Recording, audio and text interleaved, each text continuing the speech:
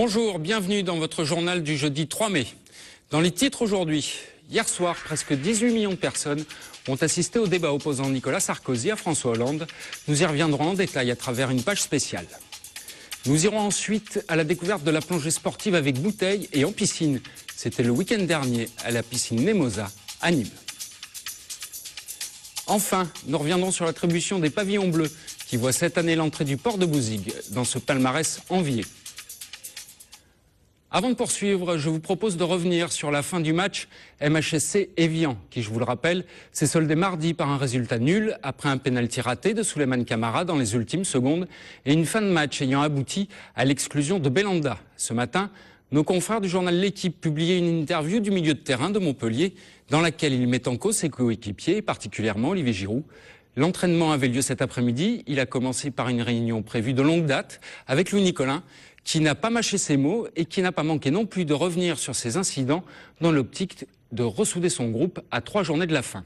À l'issue, Belanda n'a pas assisté à l'entraînement, il devait passer une radio, mais a tenu à s'excuser pour ses propos sur sa page Facebook. Je vous le disais dans les titres, nous étions presque 18 millions hier soir devant notre télévision pour suivre le débat opposant François Hollande à Nicolas Sarkozy. C'est moins qu'en 2007 et c'est 20 millions de téléspectateurs. Mais à la Grande Motte, 2 ministres avaient fait le déplacement pour l'occasion. Je vous propose d'y revenir avec Olivier Roaran. 400 militants en fin d'après-midi, 2 ministres pour chauffer les troupes. À l'UMP ce mercredi, on avait choisi de mettre la pression à la Grande Motte juste avant le débat Sarkozy-Hollande. 20h55, Xavier Bertrand, David Douillet et une brochette d'élus UMP prennent place devant un écran géant avec une centaine de partisans.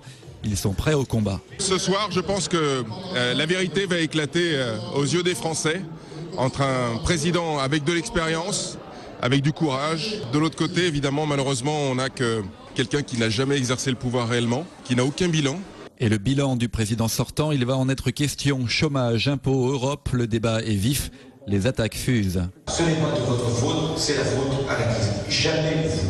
Pourquoi venir faire des grands discours sur ce que vous avez fait, alors que pendant 5 ans, dans ce que j'ai fait, il y avait des choses dans lesquelles vous auriez pu vous reconnaître. Vous avez voté non à tout. Et la salle réagit régulièrement. Au bout d'une heure, première sensation, premier commentaire du côté des militants et des élus. Sarkozy se défend bien. Il a déjà amené plusieurs idées, plusieurs propositions. Et on voit qu'Hollande s'énerve un peu, mais après, ça s'équilibre. Il faut reconnaître que Hollande est plutôt bon, mais Sarkozy arrive apparemment de prendre un peu le dessus. Pas de chaos pour l'instant, beaucoup trop de chiffres à mon avis. Sujet de société, immigration, l'intensité du débat va rester intacte pendant 2h50. Merci à tous les deux. Il est presque minuit à la Grande Motte, premier débriefing ministériel devant les militants. Dans cette salle, c'est Nicolas Sarkozy qui gagne le duel. Quant à la cible de l'UMP, elle reste clairement identifiée. Moi, ce que j'ai vu, c'est la différence, c'est-à-dire la solidité de Nicolas Sarkozy et puis quand même l'agressivité de François Hollande. Parce qu'il était sur la défensive, il a essayé d'empêcher Nicolas Sarkozy de développer ses arguments, il n'a pas réussi. Lorsque on parle de créer des fonctionnaires, on parle de créer des dépenses supplémentaires et qu'on n'apporte pas des réponses, eh bien on a vu l'agressivité de François Hollande qui n'avait que ça comme réponse. Agresser le président de la République sur sa personnalité. C'était ça, ce débat qu'il a voulu apporter à ce niveau. Je crois que ce n'était pas non plus le niveau qu'on en attendait d'un tel débat. Ultime rendez-vous politique de cette présidentielle, celui des électeurs. Le deuxième tour, c'est dimanche. Après la venue d'Arnaud Montebourg pour le PS la semaine dernière à Vauvert, c'était au tour de Yannick Jadot, député européen d'Europe Écologie Les Verts, de se rendre dans le Gard. Une délégation composée d'écologistes et de socialistes s'est donc rendue au marché dans le quartier du Mas-de-Mingue à Nîmes pour appeler à la mobilisation et au rassemblement derrière François Hollande. Le débat a bien entendu alimenté les conversations. Voyez le reportage d'Adrien Desplat. Au lendemain du débat qui opposait François Hollande à Nicolas Sarkozy, les politiques de gauche accueillaient ce matin au Mas-de-Mingue à Nîmes le député européen Yannick Jadot. La délégation en a profité pour confirmer son soutien aux candidats socialistes et distribuer des tracts sur le marché. Très satisfait du débat d'hier, c'était un débat à l'image de cette campagne.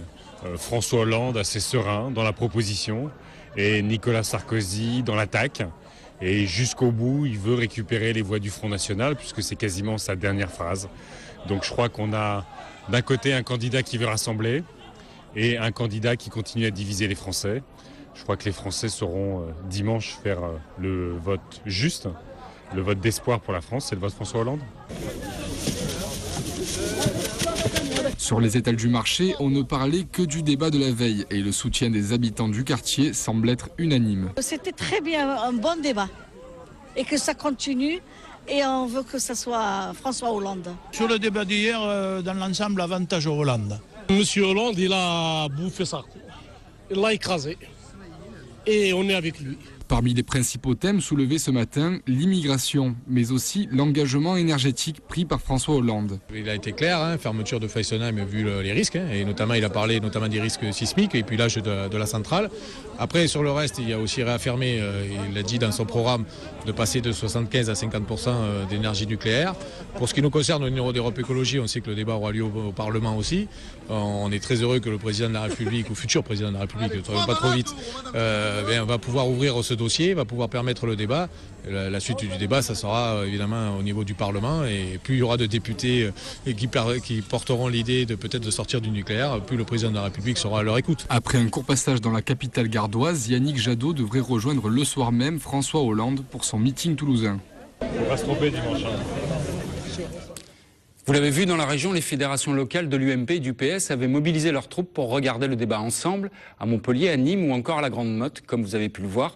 Les militants étaient nombreux. À Metz, ils étaient près de 300 militants socialistes réunis à l'appel de l'association Olga.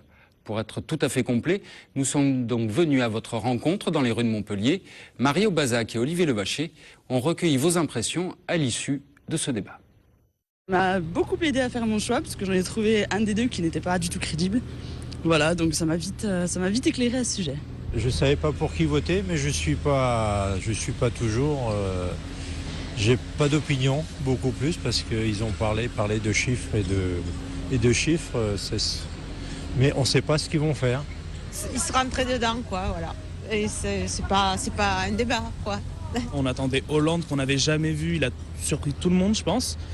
Et à côté de ça, Sarkozy, je pense qu'il a gagné encore des électeurs du Front National avec un discours bien à droite. Le débat, ça n'a rien changé pour moi. Je l'ai trouvé très intéressant parce que c'était bon. Moi, je soutiens plus Hollande, mais c'était bien mitigé parce qu'il y avait deux grosses personnalités politiques. Je ne l'ai pas regardé par principe parce que je considère que c'est un piège à couillons. Je suis pour Sarko à fond et le débat d'hier ne m'a rien apporté ce que je savais, voilà. Ça a renforcé mon choix, je vais dire, parce que j'ai trouvé M. Hollande pas du tout pertinent dans ses propos. La manière de Sarkozy de vouloir tout régenter, d'être omniprésident m'agace en fait sur la forme. Maintenant sur le fond, Hollande apparaît moins clivant. Ça m'a pas aidé à faire un choix parce que mon choix il est fait depuis longtemps et donc j'ai trouvé que c'était un débat équilibré et que finalement Hollande s'est montré plus combatif qu'on le pensait. Pour faire suite à l'annulation des élections à la Chambre de commerce du Gard par le tribunal administratif obtenu par son opposant Éric Giraudier, Henri Douai a fait savoir qu'il interjetait appel de cette décision. Il reste pour l'instant à la tête de la CCIT nîmoise. Il a traversé les Andes de la Colombie au Chili sur près de 6000 km. Une aventure de 14 mois partagée à distance avec les élèves de l'école Léo Rousson à Nîmes. À son retour, l'aventurier ne pouvait manquer de leur rendre visite. Alain Bellon y était. Les élèves de CP et du CM2 de l'école Léo Rousson de Nîmes ont vécu pendant 14 mois le voyage de Bernard. Je viens de présenter mon projet, donc l'expédition que j'ai faite. Donc à partir de la Colombie, en traversant le sud de la Colombie, l'Équateur, le Pérou, la Bolivie, le sud de l'Argentine et une partie du Chili. Donc en tout, ça représente 6000 km. Donc à travers les Andes, toujours en altitude, entre 2000 et 5000 mètres de point le plus haut, quoi. Pour suivre les péripéties de Bernard, un blog a été créé sur Internet. À son arrivée, il a présenté son voyage et a amené les élèves à lui poser des questions. De la main et puis dessus, quoi. Mode de vie, où je couche, ce que j'ai mangé, les gens que j'ai rencontrés, si je suis fatigué, si j'ai été malade, si je me suis fait agresser par des animaux, pas par des êtres humains, mais par des animaux. Ce projet avait plusieurs objectifs pédagogiques. Un des buts recherchés dans cette expérience, c'était d'ouvrir les enfants sur le monde. Et dans cette ouverture, il y avait l'ouverture intellectuelle, mais aussi sensitive et gustative. Après cette présentation, les élèves ont préparé et goûté un plat traditionnel inca, que l'on appelle le quinoa. Un plat qu'ils ont apprécié. Alain Bellon aussi, visiblement. Créé par la Fondation pour l'éducation à l'environnement en Europe, le pavillon bleu valorise chaque année les communes et les ports de plaisance qui mènent de façon permanente une politique de recherche et d'application durable en faveur de l'environnement. Le Languedoc-Roussillon est une nouvelle fois à l'honneur avec une entrée dans ce palmarès envié, celle du port de Bouzigues, ce qui fait que 17 ports du Languedoc-Roussillon sont à l'honneur, dont Carcassonne et Narbonne. La plongée sous-marine avec bouteille est perçue comme un loisir, c'est pourtant aussi un sport qui s'organise peu à peu.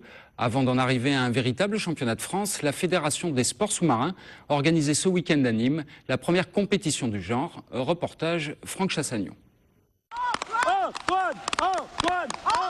Des supporters, des arbitres et des compétiteurs. Le week-end dernier, la piscine Nemosa de Nîmes accueillait une compétition de plongée en bouteille, une première en France. On a trop tendance à mettre la plongée en bouteille du côté du loisir, alors qu'effectivement, ça demande des qualités physiques, ça demande des qualités techniques. Et quelquefois, on nous reproche de ne pas avoir ce côté sportif, ce côté compétition. Bernard, tu es au 100 mètres, c'est en série 5, hein? Ok, Julio, série 4. Parfait, vous êtes prêts? Au programme de cette nouvelle compétition, on est à Nîmes des épreuves individuelles ou en relais, des courses d'endurance et des examens techniques de sécurité. Ça a été? C'est un peu dur quand même. ça tire sur les jambes.